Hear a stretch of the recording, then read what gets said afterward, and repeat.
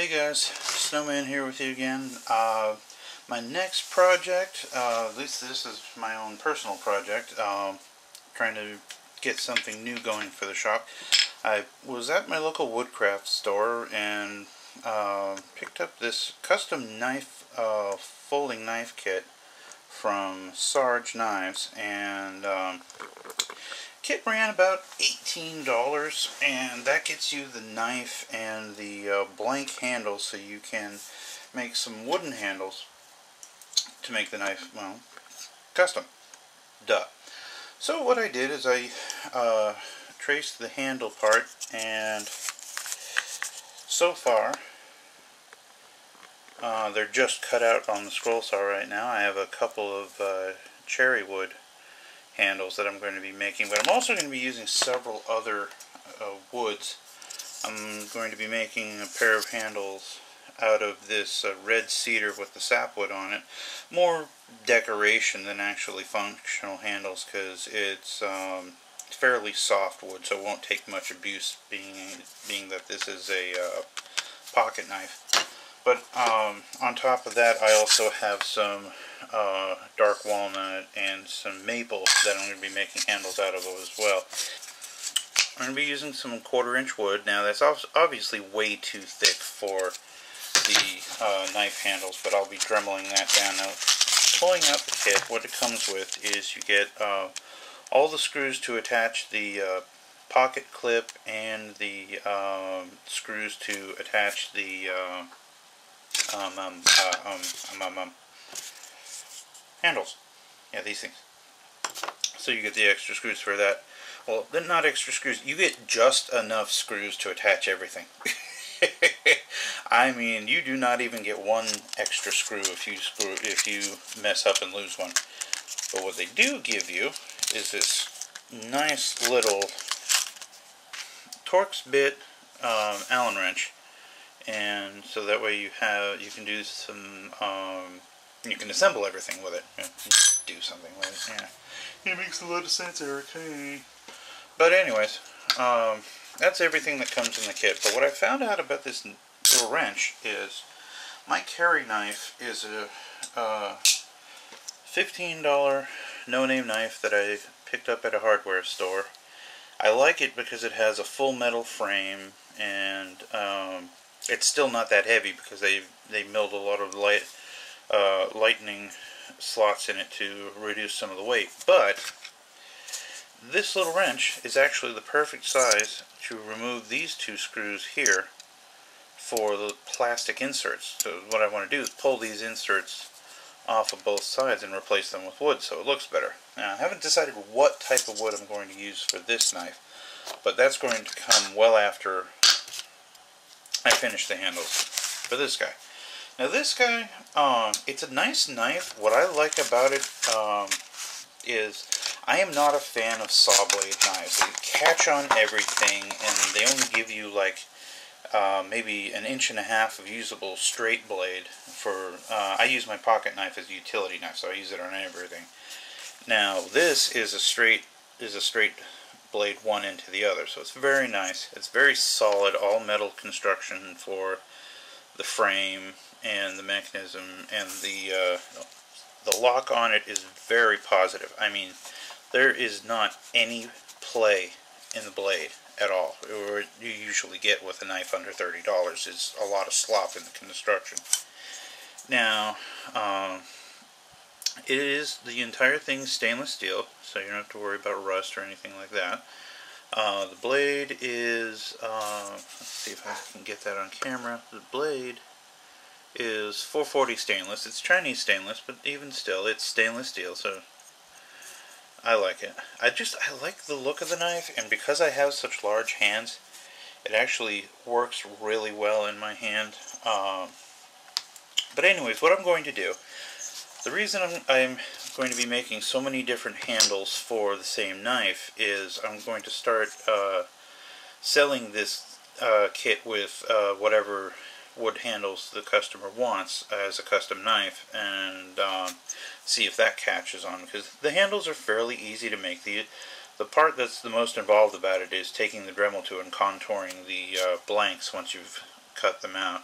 cutting out the blanks takes no time. Now you can see when I position this on the knife just how overly thick it is. So see how it sticks up above the frame right here.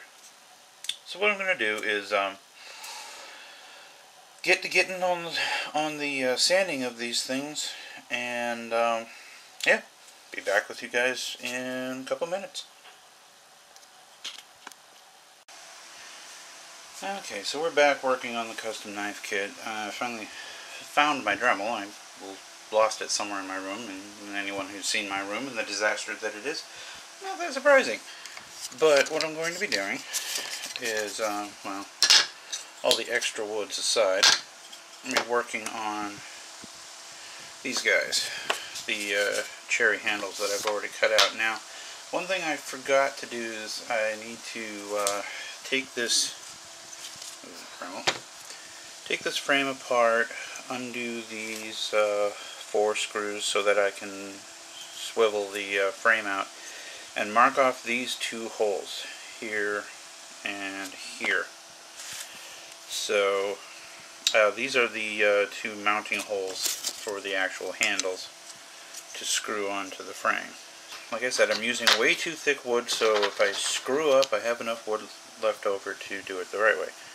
What I need to do is mark where the frame comes up to, so that way I have a sanding line. Now that's a little bit above where the frame is.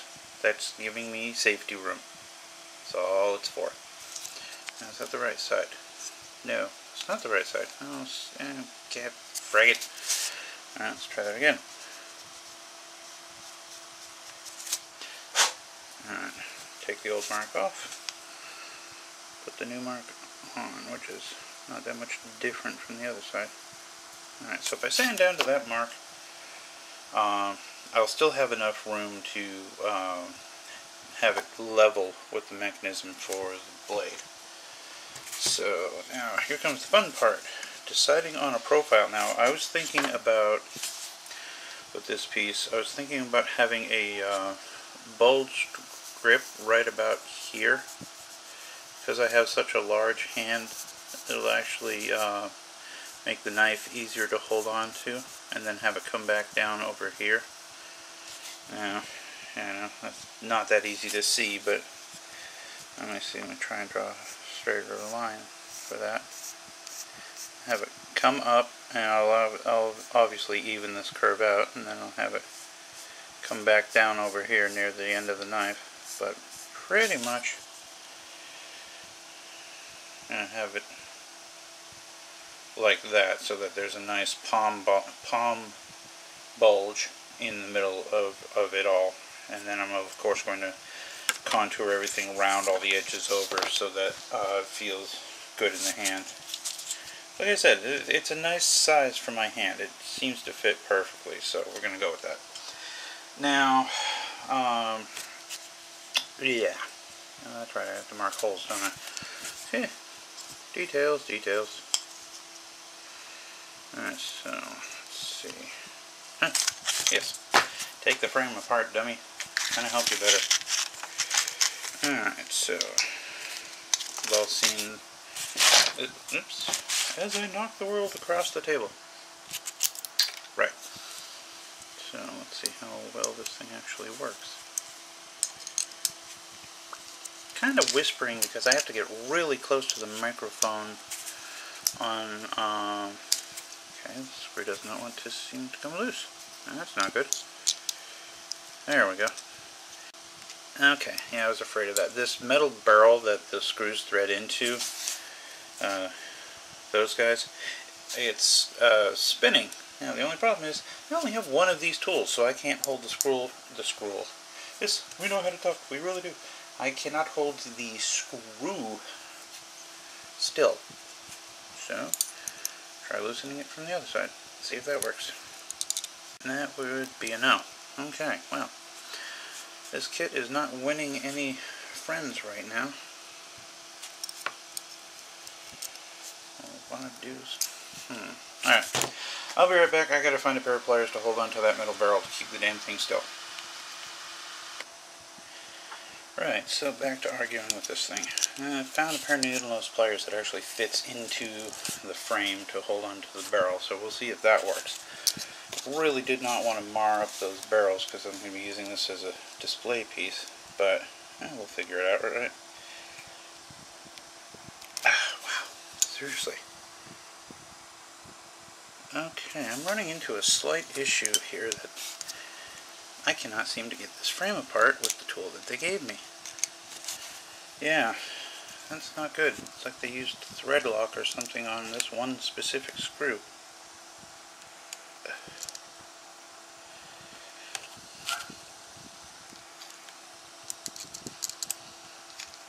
Oh, wait a minute. We have signs of progress here. Yay! Now, while it's not the screw I wanted to get out, I did get a screw loose, so...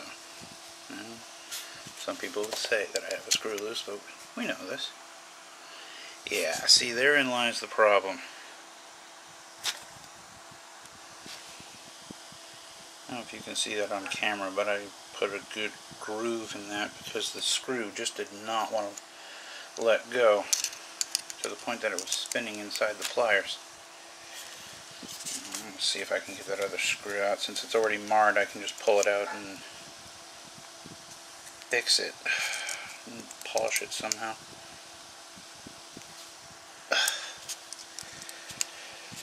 Okay, this is ridiculous. This screw does not want to come out, and I have already just gouged the crap out of that one piece.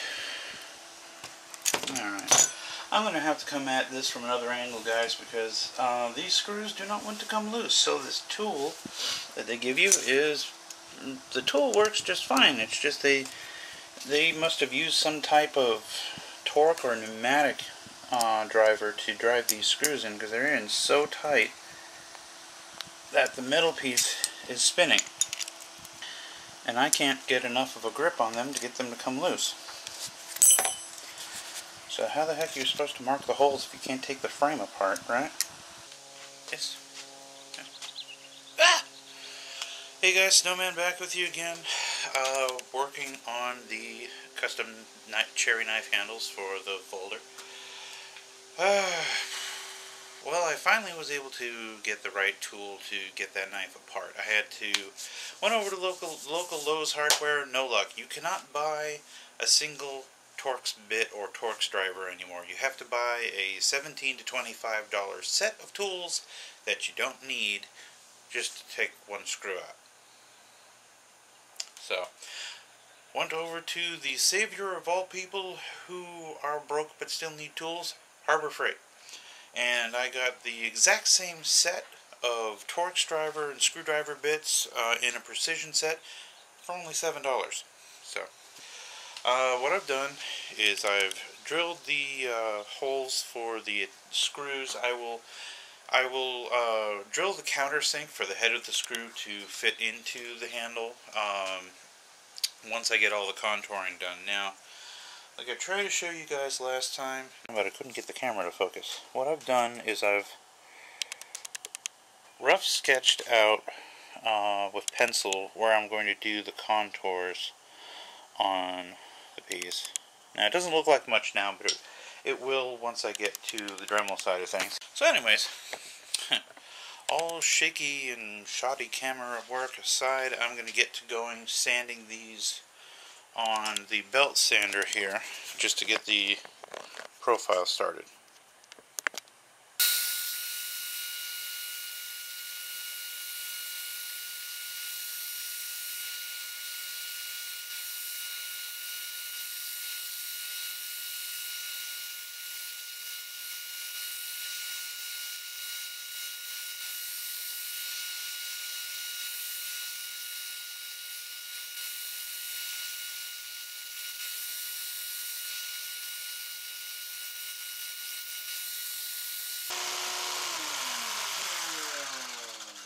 Okay, so all that noise aside, that is the basic contour I wanted to carve into the wood with the belt sander, just to get things down to a reasonable size. So that gives me a basic profile to work off of so I can round it and shape it with the Dremel. So need to do that to this one also, and be back with you guys in just a minute. Alrighty then. So we have our two pieces of the cherry handle rough sanded. Now obviously the contours are not going to be exactly the same because it's just a rough sanding to get them to a shape. So got that part down. Now it's down to the hack and slash with the Dremel, and work on that in just a second. And here is what the alphabet snake looks like after it's been cut and sanded and stained all sorts of happy colors and clear coated, and it's ready to go, ready to be sold.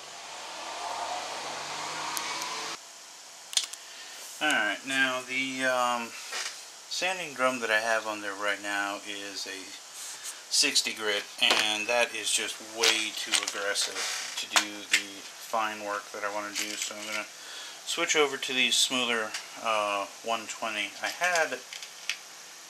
had a 200 grit drum at one point, but I lost, foolish thing. Now I'm going to try and do this at as low an RPM as possible because this Dremel puts out a good amount of power, and I just really don't feel like chewing through the cherry in the first go and mucking the thing up. Oh, and this is the kit that I was telling you guys about, where I found the proper kit finally. It's a decent kit. Comes with all the bits you need to do any type of small work, from Allen to Phillips to flathead, and said Torx bits that I was telling you about earlier.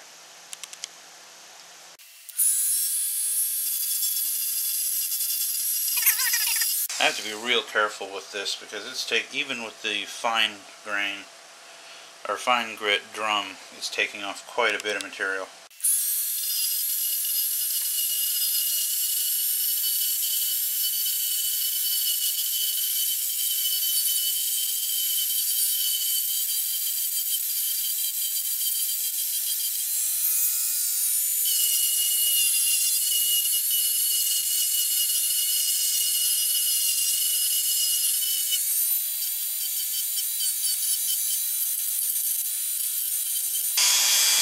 Now, like I said, it's going to look like an unholy hack job until I get to the hand sanding part of it.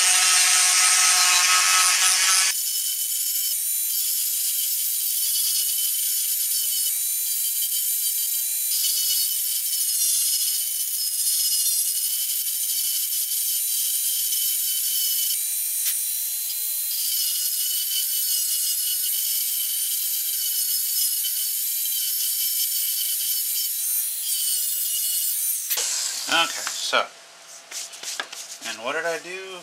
I forgot to get out some hand-sized pieces of sandpaper. Right. Alright, well, we're going to pause it here and come back at that. Okay, so, did a test fitting on the handle to the frame, and it fits quite well. The holes are drilled in the right spot, but I have a lot of contouring to do to bring this down to where I want it. Now, size-wise, it's kind of okay, but it needs a little bit removed here and there.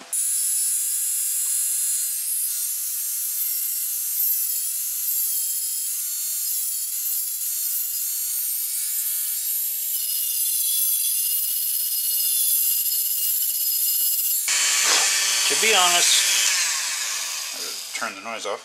To be honest, I did not expect this cherry wood to sand so easily, so that's kind of putting a bit of a monkey wrench in the works as far as what tools I can use to contour this stuff. But no worries.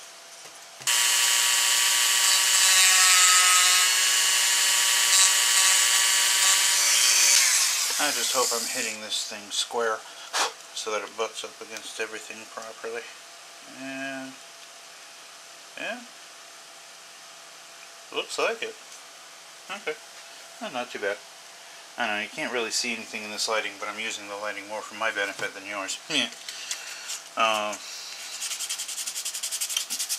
Pretty much, now it's down to hand sanding and contouring and making everything look pretty yet functional at the same time, and as always, fun, fun, fun. So I'm going to keep working away on this, and once I get this one side finished, I'll give you guys a much clearer picture. Okay, so far so good. I've got the profile that I was looking for. Got it to line up nice with the frame of the knife, and I got the nice palm bulge that I wanted. And everything's smoothed off, rounded over, and all that happiness. So far, as I once again knock the camera around, what is going on with my camera? My camera is going on strike, people. It's me. It's Snowman. If technology does not argue with me, it is not a Snowman video. Right. So anyways, to go from a rough cutout like this, sharp edges, just a simple sanding and all that, to a nice profiled, rounded off and mounted handle piece. Didn't take all that much sanding because this cherry was a lot easier to sand than I thought it would be. I don't know if the camera's doing it any justice, but I just absolutely love the grain in this wood. It's going to show up so much better when it's clear coated, and I'll show you guys that at the end of the video. So I'm going to do the other side of the handle, get that one all nice and happy like this one is, and I'll clear coat it and show you guys the final results. Okay, let's see, which side was it? Yes, this one. The wood is ever so slightly above the metal, so I need to fix that, but on a whole, the handles came out pretty well. They're sanded and profiled just the way I want them to be. Everything all nice and round and happy.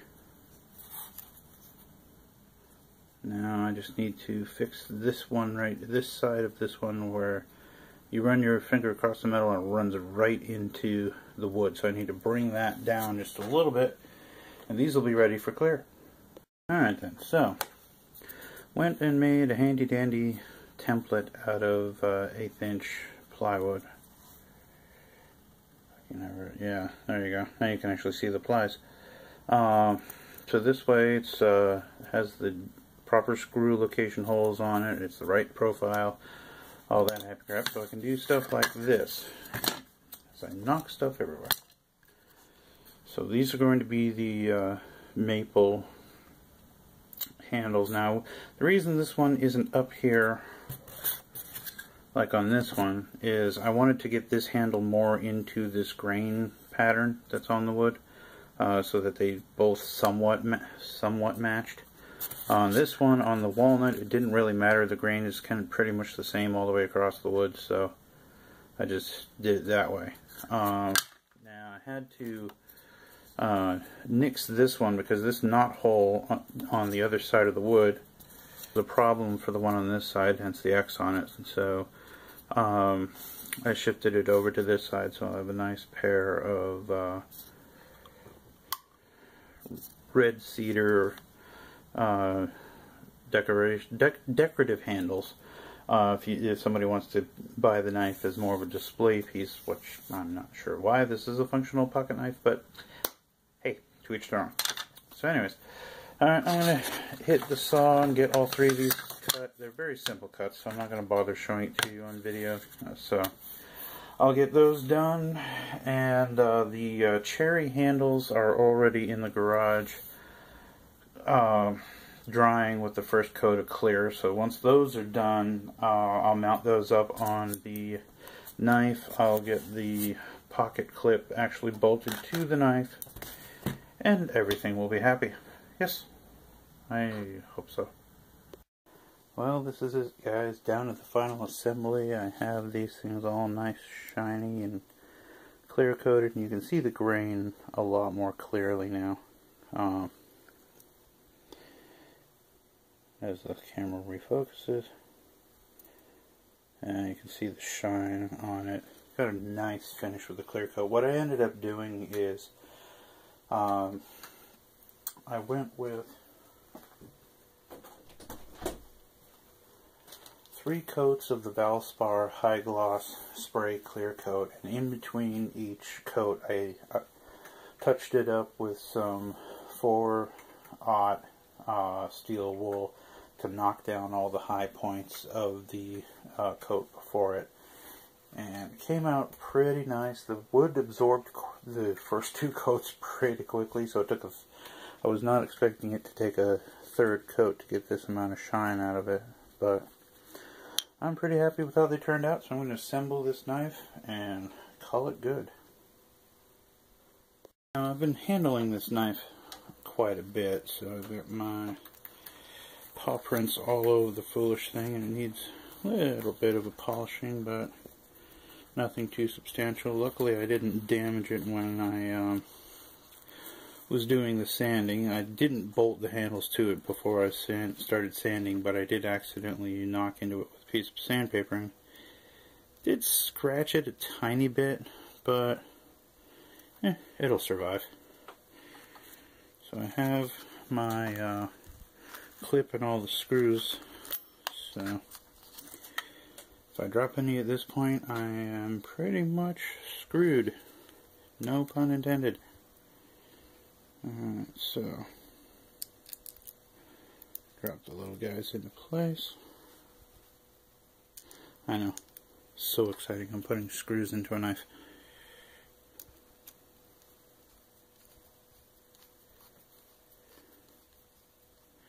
Being kind of gentle with it because, like I said, this is going to be a display piece for the shop at the craft fairs that we go to, and it should.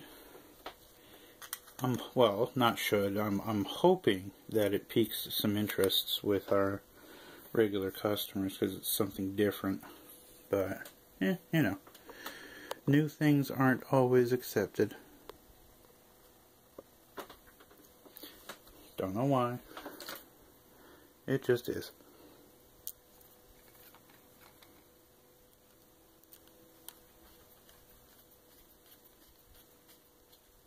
It's a very fine machine thread, so it takes quite a few turns to get these screws in. And yes, I know you so wanted to know that, didn't you? And what can I say? It's 2 o'clock in the morning, which is usually when I do my videos, and voila!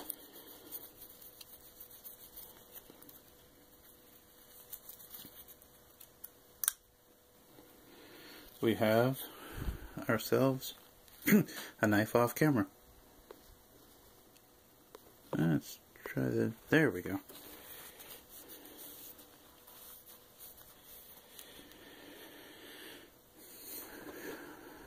And there you go, guys.